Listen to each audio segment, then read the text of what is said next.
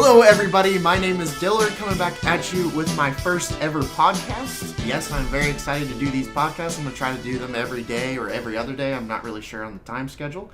But we're going to be talking about several different topics. I have my girlfriend here with me. Say hi, Miss May. Hi. So she'll be helping me with the first one. She'll come on these every now and then. I'm actually going to get my friend John to do most of these with me.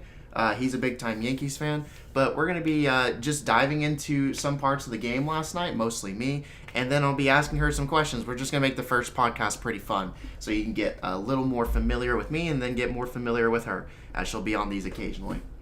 So the first game that we ended up taking from the Seattle Mariners last night, we ended up improving our record to 20-14, and the Mariners dropped their record to 19-18. They are now 12-7 on the road, which they are by far a more superior team on the road. And the Yankees are now 11-8 at home, which is good because we've been mostly, actually no, we're not. I was about to say we've been destroying it on the road, but I guess we haven't because our record is 11-8. So the away record would be, we have 11-8 wins at home.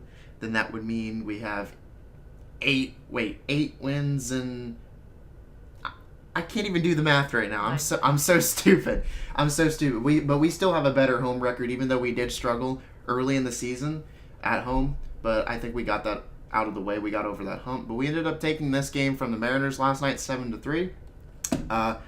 Scored 2 runs in the first, 4 runs in the second, 1 run in the third, and then that's all the runs that we scored, which kind of sucks because I was expecting them to blow the game out of the water after the third inning, but I guess that wasn't the case.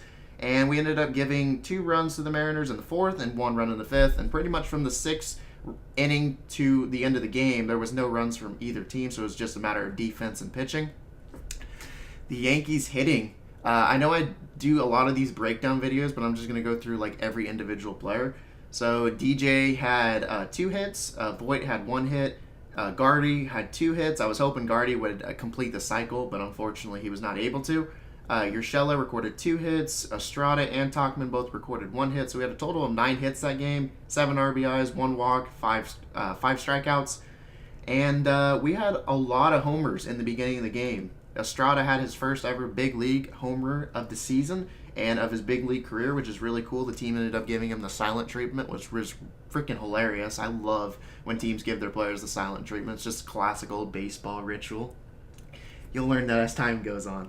That a lot of times when people get their first home runs, because she just got into baseball, we'll be asking her some questions about that later, but a lot of the times when people get their first home runs, they give them the silent treatment. There's a lot of times too that they'll all just exit the dugout completely, go back into the clubhouse, and then when they come back, they'll end up all running back into the dugout, and then, you get what I'm saying. You saw what happened with Estrada. Everyone was just sitting there minding their own business. They didn't even know what the heck was going on. And then all of a sudden they're like, hey, home run, big league. So, yeah, but that's silent treatment. And anyways, so Gardy had his 6th home run of the year in the second inning. Absolute missile. Do you remember that? Yeah. You're not going to hit a home run in any other ballpark with that kind of missile. Like, I don't think that would be a home run in any other ballpark, but that gives a reason for fans, or not fans, gives a reason for people who are not Yankees fans to complain, even though, if you think about it, if you're going to complain about your team losing in our stadium, can't you do the same and hit short porch home runs as well? Like, it doesn't matter. Both teams can do the same thing, so why do you blame the other team for being better? Like, why are you going to blame the other team for hitting home runs when you're doing nothing but, ground outs or striking out? You get my point? Like, it's not a one-way street there. Yeah. It's both ways. So I hate when people use that argument. I cannot stand when people use that argument. It's very invalid and ridiculous. A lot of people also forget that Fenway Park is actually shorter on the right field line. It's about, 314 feet?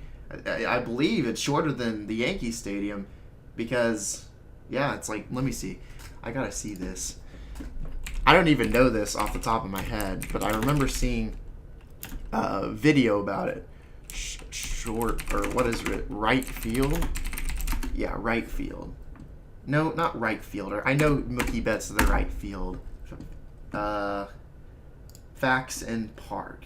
I just want to see how far. So, yeah, the left field dimension is 310 feet, but that's the big monster. And then right field is 302. 302 freaking feet. So then we're going to go and look at, I think it's the Yankees. Yeah, Yankee Stadium is 300 to 315 feet, right? Right field distance. I was going to say dimensions, but I'm going to go ahead and go with distance. So right field for the new Yankee Stadium, if I can find it correctly, left field is 318. So right field, yeah, I was right. 314, 315, close enough. But yeah, a lot of Red Sox fans complain about that, which is completely invalid because, as you can see, I had to look it up for my girlfriend and just to make sure that I was right about that because I don't want to be wrong about these type of things. But yeah, a lot of Red Sox fans do complain about that. It's kind of ridiculous because their field on the right field line is actually shorter than our right field. But Boston's center field is huge, as well as the Yankees' center field is freaking huge as well.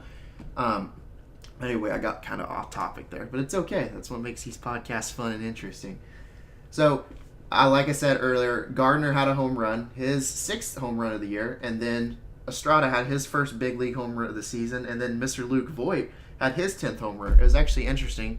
My girlfriend was laughing about it too because Michael Kay was like, okay, so Luke Voit is very dangerous. He's always been dangerous. He's been really dangerous this season. And right when Michael Kay says that, freaking Luke Voit launches one over to left field, and Michael Kay is like that.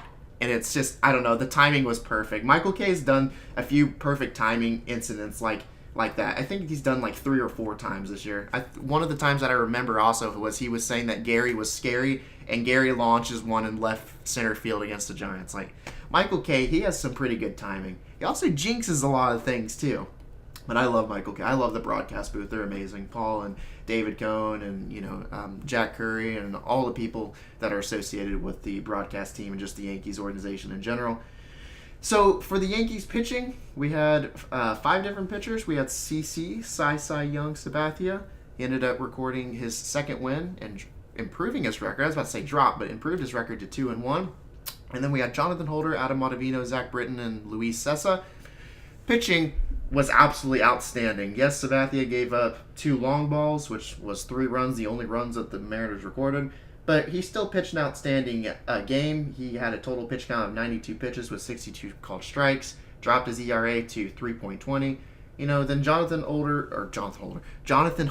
Adam Ottavino, Zach Britton, Luis Cessa, they all recorded a total of 2 hits combined, which Jonathan Holder was the one who recorded 2 hits. But we got out of every single one of those innings very cleanly. Adam Ottavino's slider is absolutely disgusting. Some of those sliders are absolutely disgusting, aren't they? I was showing my girlfriend some of them, and I was just like freaking out like a little girl about them because it's just like those sliders are so nasty that Adam Ottavino is able to throw. And his fastballs are pretty nice too. Zach Britton and Luis Cessa, they pitched really well too. Luis Cessa, I don't know why a lot of people talk a lot of crap on him. Let me definitely look up his career numbers, or not his career numbers, but his 2019. So he has an ERA of 3.38, a WHIP of 1.250. He has 16 innings pitched. Honestly, Cessa's been pretty solid this year, and it definitely adds to his case that he was able to knock out a 1-2-3 inning with respectively 2 strikeouts and a strikeout to end the game. So people need to get off Luis Cessa's back because he's been one of our more solid relieving pitchers. And I love the man. I love our team. Me and my girlfriend just talked about that. Let's go ahead and get that conversation right now to start it off so we can hear your side of it. So we talked about the other day how there are so many fans, and it's not just Yankees fans, I know that. It's every fan. Every organization in any sport is going to have fans that are completely delusional, as in the fact that they expect everything to be peachy and perfectly 110% clean every single time, whether it be the Patriots or Steelers or any football team. They're expected to go score touchdowns every single possession, or Yankees, Red Sox, Orioles. I know Orioles maybe it's a bad example, but I'm just saying in a general statement that they're expected to go out there and score at least 1 run, 2 runs, 3 runs every inning, and the pitchers are supposed to be perfect every freaking single game, even though baseball is a game of misfortunates and oddities, and there's 162, 163 games a season, just depending on rain delays and all that. Not really going to get into all that details, but me and her discussed the other day that it is extremely annoying, at least for me as a big baseball fan, it's extremely annoying that people, I know there's a lot of people that say these things just as a figure of speech and sometimes they're joking and stuff like that, but people who are genuinely serious about people who are like, you need to go crash yourself into the sun, you need to be shot a rocket into the sun, you need to get in a car crash, you need to die, like these are serious things that you need to like take a step back and take a look in the mirror and be like, what am I saying? Because look, you're not in the Major League Baseball. I don't care if this sounds cliche, but you're not in the majors, okay? I don't give a living hell about how many years of baseball you play in your life, how many years you played a baseball, how much knowledge that you have obtained, how many stats that you know from simple, stats such as win-loss ratio and OBS, slugging, OPS plus, maybe not OPS plus is a basic statistic, or like batting average, for example, to, advanced ones such as Sierra and stuff like that. We're not really going to get into all those because I personally don't like Sierra. There's too much math involved. But anyways, what I'm saying with this rant is, doesn't matter how much experience you have playing baseball. It doesn't matter how much knowledge that you have. You're not going out there day in and day out, giving your all, trying your hardest.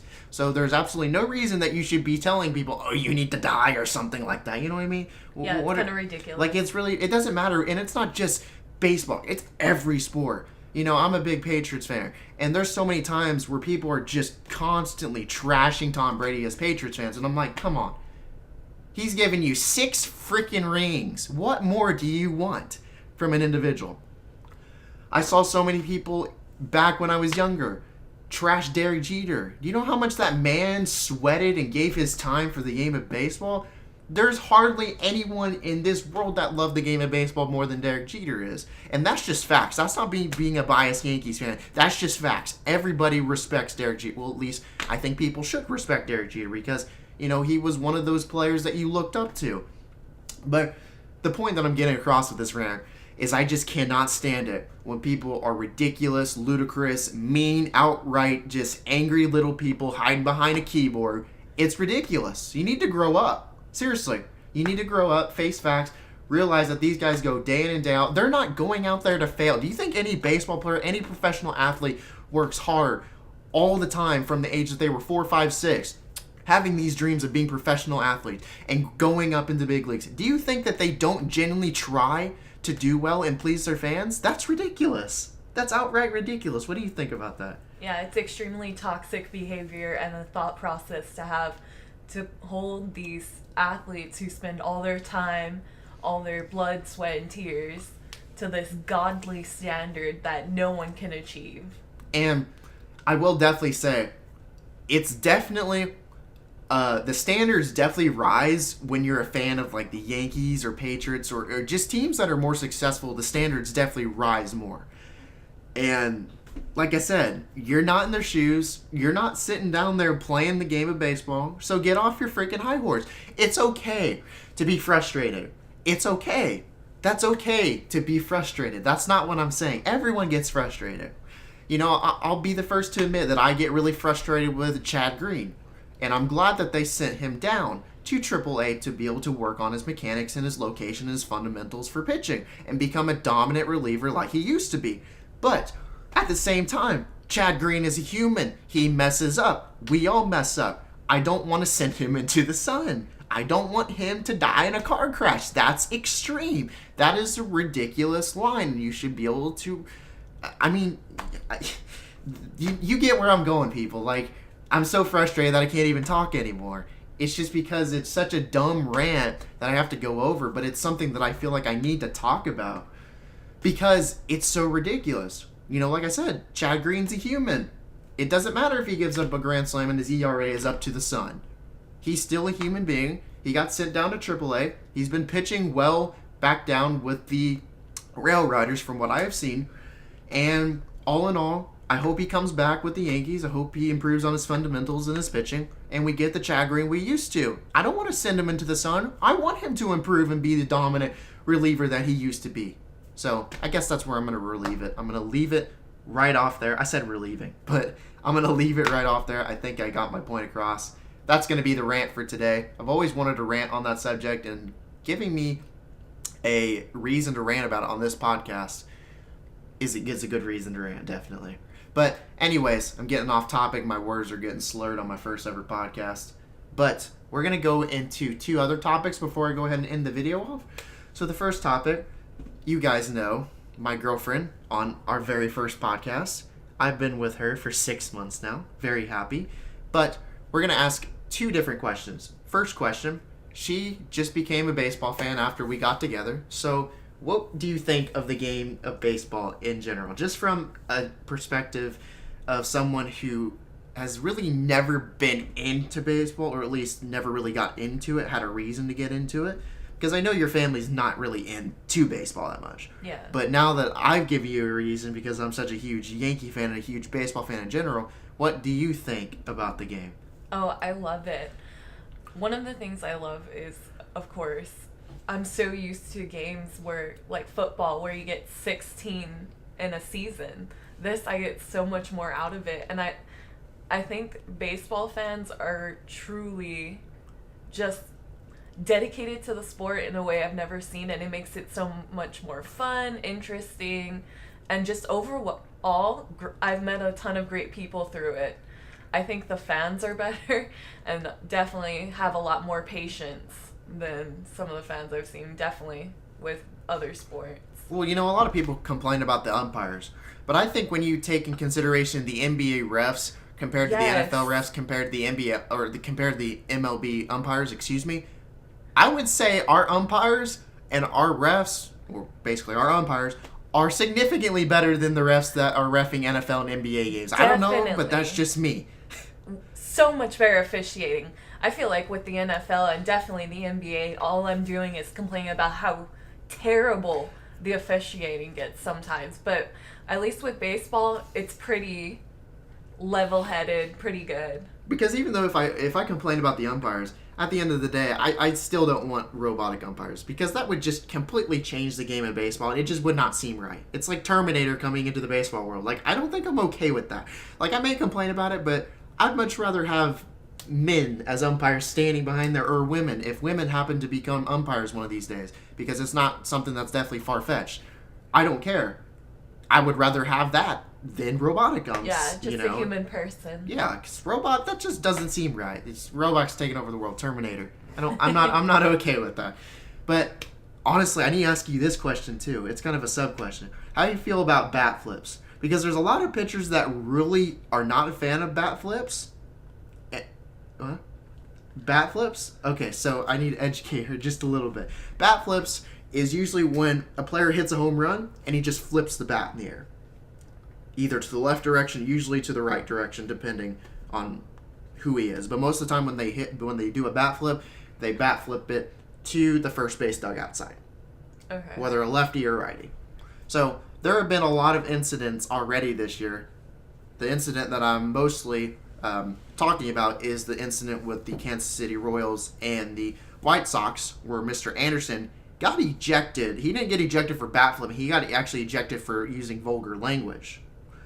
But besides the point, the fact that the pitcher got extremely upset with him in a bat flip, and this isn't the first time. There's people who get upset over batters doing a bat flip.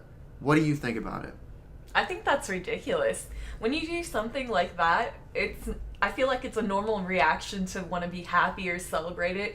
Like in the NFL, we have people straight up dancing when they get a touchdown. I mean, I get the feeling of doing something great and something you want to do in that moment, and then being like, yes, that was freaking great. Like Luke Voigt the other game, whenever he caught a ball, he's like, touchdown! It's so funny. I love Luke Voigt. Beside the point, but that's the point, like hockey players, they're all hugging each other. Basketball players, basketball's a little bit different, but they do their own thing. But then, like, for example, football, big time. They used to not be able to do dances, but now they're doing, like, full-fetched, organized dances, like duck, duck, goose, and just funny little expressions. Well, and I feel like baseball, if we're going to get in trouble for little bat flips, that's just ridiculous. Like, they're not doing it intentionally to show, at least most players aren't doing it intentionally to showboat. It's just in the moment of hitting a home run, and that's one of the most intriguing things that you can do in baseball is hit a home run. It's a very interesting feeling that players get when they hit a home run, and I think they should be able to express themselves by bat flipping. And I think it needs to be said that they're not doing the bat flip to be disrespectful to the pitcher or anyone else. They're doing it out of their own pure happiness, not to kind of just be like, you know what I mean? Yeah. Like, they're not... Most of these players aren't throwing the bat near the other team's dugout or throwing it on the field to the pitcher. Yeah. Like, most of them are just doing it on the side, and I don't see a problem with that. I think they should be able to express the way that they feel after hitting a home run. It's a big deal. You know, it's a freaking home run. There's a lot of players that aren't home run hitters. You know, what are you going to say about them? I think anyone. I don't give a damn if you're Barry Bonds, you know, coming back. If you're the Barry Bonds Barry Bonds V2. Sorry, can't talk today. But if you're the Barry Bonds V2, you know, flipping home runs left and right out of ballparks, hitting 72 home runs a season. Or if you're a hitter that isn't a dominant home run hitter, you're just mostly a base hitter. You're a cleanup hitter. You know, you hit singles and doubles. You know what I mean? You're a base hitter. But anybody, you should be able to express yourself. And that's how I feel. You know, if the NFL's going to do dances, why can't the baseball players do a little tiny bat flip? You know, that's not anything compared to the freaking football players doing a 20-second dance after scoring a touchdown, or, you know, a Gronk slamming the football down in the end zone. Like, there's no... It's not even comparable. And yeah, people are getting really salty about people doing little bat flips, and I just don't get it. Just let the person live. Yeah, you know, like pitchers, I think they should be able to express themselves when they get out of big innings, so why can't batters express themselves when they hit home runs? Anyways, I could go on this topic all day. I'm pretty sure my girlfriend could go on this topic all day. But we're going to get into the final topic. We're going to talk about how did you become a Yankees, a Steelers, and a Spurs fan? Okay. The shortest way possible to explain all three of those. So, obviously, my boyfriend here is a Yankees fan. So, he's the one who introduced me into baseball, took me to my first MLB game, and it was a Yankees game against the Astros, and I kind of just fell in love. Fell in love with the game, fell in love with the team, even though it can be frustrating like any other sport. Yeah, we happened to go to back-to-back Yankees games playing the Astros in Houston, and we lost both of them. And you know, it sucks, but it doesn't matter if my team ended up losing all the games. I'm still going to be a diehard Yankees fan, and I did, she hasn't gotten a hat yet, but I definitely persuaded her to get a shirt, and it's a really cool shirt. I thought she might get a jersey, but it's okay. She got a shirt, and that's a start. Yeah, Aaron Judge jersey coming soon. Definitely. Either that, Luke Voigt, or DJ. One of those three players. They're all three. I mean, I'm thinking about getting a Urshela jersey because he's outstanding. He's just an outstanding third baseman, making plays left and right, proving that he belongs here in the big leagues, and he's also been a really great hitter too. But I'm getting off topic now. Okay, let's go into football. I became a Steelers fan from birth. My whole family, big Steelers fan. Honestly, I'm a huge football girl. Always have been, always will be. My team did absolutely terrible last season, but that doesn't affect how much I love them, each and every player, especially my boy Juju. And then as for the Spurs, I am from San Antonio, Texas, which is where the Spurs are from, if you don't know, which you should know. You'd be living under a rock if you don't know where the Spurs are at. Yeah. And I'm a huge basketball girl. I've gone to so many basketball games. I've seen us win, lose, playoff games. It's just amazing feeling to go. And I actually took him to his first NBA game back when we were in San Antonio. We had a great time.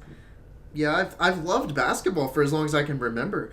But, you know, even with the OKC Thunder here, because we're from Oklahoma, I've never been to an OKC game. Which is crazy because Oklahoma City is about only an hour and 30-minute drive, an hour and a half minute drive away from where I live.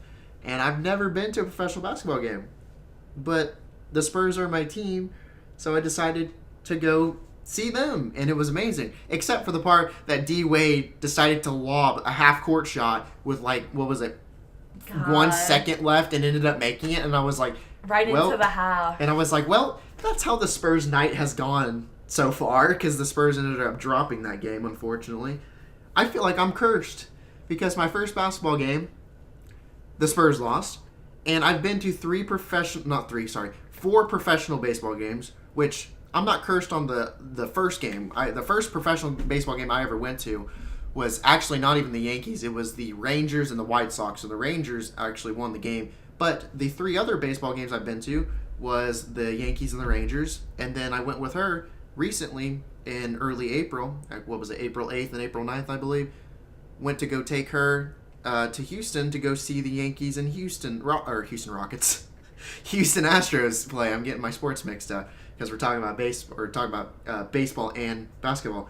But yeah, I ended up going to those two games with her back to back, and we ended up losing those. So I feel like I'm just cursed when it comes to my sports teams. Maybe I should just quit going to these games. But yeah, anyways. So she's been a Spurs fan for as long as I can remember. Her family did not have a fun time with the playoffs this year, considering they dropped first round of the Denver Nuggets. I think they had chances. They had plenty of chances to win the series. They have no excuse for losing. Oh, there was that game that they were down like 20 plus 30. They at 1 point 30 points down. There's absolutely no reason. See, I was still giving her hope though. And I was still giving myself hope because the Warriors ended up choking a 31-point lead to the Clippers. And I was like, if the Clippers can come back against the Warriors in Oracle to win the game from a 31-point deficit, I'm pretty sure that the Spurs could come back to a 30-point deficit against the Nuggets. Oh, you know I know I mean? they weren't going to come back that game. Just missing but shot after shot. But I'm just saying as a figure of speech. If the Clippers can possible. do that against the Warriors, then they can do that against the Nuggets. Because the Warriors are definitely a better team than the Nuggets, let's be honest. Yeah. And I would say, I don't know about me, but I think that the Spurs are a better team than the Clippers. I would say that. I would hope so. So, I think that's a valid excuse. And like I said earlier, or actually like she said earlier, she's been a Steelers fan for a long time. She did not have a fun time this season. I had a great time this season considering the Patriots won the Super Bowl. But she didn't have a great time because... Side note, we beat the Patriots, so... There's a lot of bad things that happen with this freaking Steelers. Mr. Kicker... Oh, what's his name? Boswell. Don't even get me started with Boswell. Boswell alone is the reason that the Steelers did not go to the playoffs. Seriously, everyone can complain about all the drama, but even with all the drama at the end of the day, Boswell single-handedly lost a few games for them, like that Raiders. And remember what happened? Do you remember what they blamed? The situation? The X-ray machine. No, not just the X-ray machine, but Boswell was wearing the wrong cleats. How do you wear the wrong cleats in a scenario like that with the game on the line? Because here's the thing. Baseball. Yes, a lot of people are going to complain about baseball games. Every game matters. Yes, every game does matter in every sport. But unlike baseball, you can drop a few games, and it's not a big deal. Football... You need to win if you're in game situations where you can clearly win the game, you have to win those games. Because in the Steelers situation, those games ended up costing them the chance at going to playoffs. You know, basketball and baseball, since they have so many more games, you know, there's kind of a lenient side factor. You can be a little bit more lenient, even though you do want to win as many games as possible. But football, you got to win all the games. Just like hockey, a little bit more lenient since they have more games. But football, you got to win every game. College football, for example, you got to win every single game if you want an even remote chance at going to the national championship. You know, most of the teams like Clemson, Alabama, they're losing 0. And if they don't lose 0 games, they're losing 1 at max. You can't lose any more than 1 game at max to be able to place in a national championship. So, you know, same thing with the NFL. You got to win as many games as possible for you to be able to contend for the playoffs. And the Steelers had more than enough talent.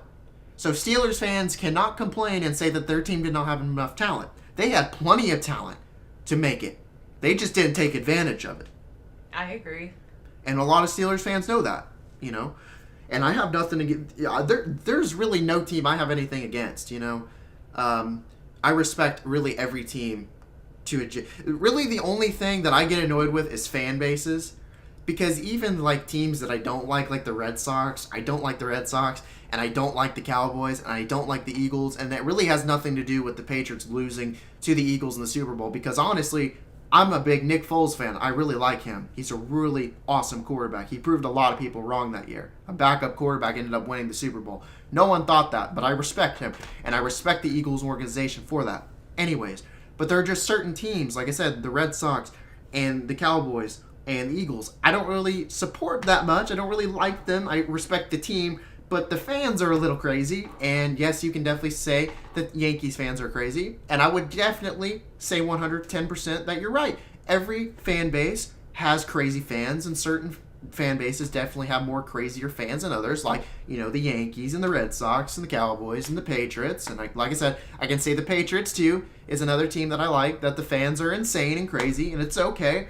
But, I don't really know. I don't really genuinely hate any team. Just because the Red Sox won the World Series doesn't mean I hate the Red Sox. I love Mookie Betts. Mookie Betts is my favorite right fielder in the league. JD Martinez is my second favorite DH, right behind Nelson Cruz. There's a lot of players I like on the Red Sox. I respect the organization, So, and I'm also just a fan of sports in general, especially baseball. I just love every team. Like, if there's good baseball on, even if my team doesn't... Obviously, I want the Yankees to go to the World Series and win. But even if my team doesn't go to the World Series, or at least if they lose, I can respect good, solid baseball at the end of the day. It doesn't matter if the Red Sox win. It doesn't matter if somehow the Orioles came up winning next year, which probably isn't going to happen. But, it doesn't matter what team in, football, if they win the Super Bowl, the World Series, the NBA Finals, the Stanley Cup... it doesn't matter. I can appreciate great athleticism and great sports moments and just all around hard work and dedication. So, what do you think? Yeah, definitely. Me too. I just love sports. I'll watch every single football, basketball, baseball game I can. Just soak it all up. So, my last question, and we'll just make this really short because we're about to end the podcast. Okay. What have you thought of? What do you think about what you saw yesterday with the Yankees? Just in your turn, because I know how you're going to explain it is different than me, because I'm trying to teach her as much baseball as I can, from just the basic fundamentals to the advanced terms. But from your perspective, what do you think about last night's game, or just how the Yankees have been playing in general this year, with the fact that they've been running a AAA roster? Like, half of the team is pretty much from AAA and stuff. Yeah, definitely that's impressive to have so many people on the injured list and still be able to perform when needed. Even if they're, like, it goes back to the conversation earlier about how you're not going to win every game and people do make mistakes at the end of the day, but I'm still impressed. Mm-hmm. To be able to play tough teams and win still with the roster that they have at times. Mm-hmm. It's still, I think, extremely impressive. And also, talking about how the Eagles beat him, no one would have known Nick Foles was as good as he was if someone didn't get injured. And so that's how you discover new players and realize how much potential these people have and how good our farm system is. Yeah, extremely good. Very good farm system. And this is the good thing, is that even with all the pitchers, with all the players injured, and pitchers too, but just players in general, we've been able to produce a pretty solid farm system because these guys have been able to come up and show up. Like Gio Urshela, he's been outstanding. Mike Ford, I think I definitely see glimpses and hope and promise in him. He had his first ever a big league home run back in Anaheim. Estrada, he hit his first ever yesterday against the Mariners. He's been showing promise. All these small guys with the big guys gone are stepping up, and that's what's amazing. And I would be lying if I said that the Yankees have been, like, at this moment in time, this season has been one of the most entertaining baseball seasons I've ever seen, just because of the fact that the guys, the phrase that's been going around, next man up, they've been taking these spots that these all-star players have been giving up because they're injured, and they've been showing up day in and day out, and it's exciting to see these guys get a chance in the majors and prove themselves. Urshela, oh my God, no one would have thought that, there would be an argument between who rather should be playing third base, Urshela or Miggy. But now with Miguel back, now people want Miguel to DH until we start getting our roster back, Stanton and Judge and all them back. And now people want Urshela to play third base because he's just been outstanding. Yes, they're still too small of a sample size, but at this point, on May 7th, you cannot tell me that this kid, even with the small sample size, with everything that he's already done and proven as a third baseman, just a third baseman alone, we're not even getting into the hitting statistics, just a third baseman in fielding, he has proven himself more than capable and more than worthy of being the dominant third baseman and the permanent starter for the New York Yankees. You know what I mean? Yeah. Like, he's been outstanding, so outstanding. I was thinking about getting a Luke or a Luke Voigt or a DJ LeMahieu jersey, but I'm thinking about getting a Urshela jersey because he's just been outstanding, and I love that kid, and I hope he continues playing dominant baseball because he's so exciting to watch. What do you think? Yeah, I completely agree. Yep. So I think we talked about enough. We're hitting like 36 minutes, which is perfect. I think most of the podcasts, I want to at least make them at least 25, 30 minutes, and I want to make them a little less than 40 minutes. If they go a little bit over, that's fine. Definitely not an hour. That's too long. But like 45 minutes, 40 is usually the cutoff line. But I hope you guys did enjoy the podcast. This was our first ever one, like I've said multiple times. But hope you guys did enjoy. What do you have to say for the viewers? Bye. Bye? That's Yeah, it? Nothing that's else? it. Nothing else? It was fun. It was fun? Yeah. Yeah, I was trying to hype her up. She was a little nervous, but I was like, we're not doing a webcam. You just got to speak in the mic. Just speak like we always do. We always have conversations all the time, obviously, that you guys will never hear about. But, you know, we always talk like we've met each other. We've known each other since we were like 4 or 5 years old. So that's how I tried to convince her. Just stay calm and relax. And she'll be on here more. Most of the time it will be John. You'll see a podcast from him soon, hopefully tomorrow or the next day. But she will be here on occasionally, and she'll be here on some vlogs. I need to get those vlogs uploaded. Those vlogs are almost a month old. There's actually one that's almost 2 months. I will get those vlogs out, I promise. Those are awesome videos, awesome content. I want to get them out. But anyways, hope you guys did enjoy the vlog. If you did, please like, subscribe, comment. It means the world to me. And I hope you guys have a fantastic day. See you guys later.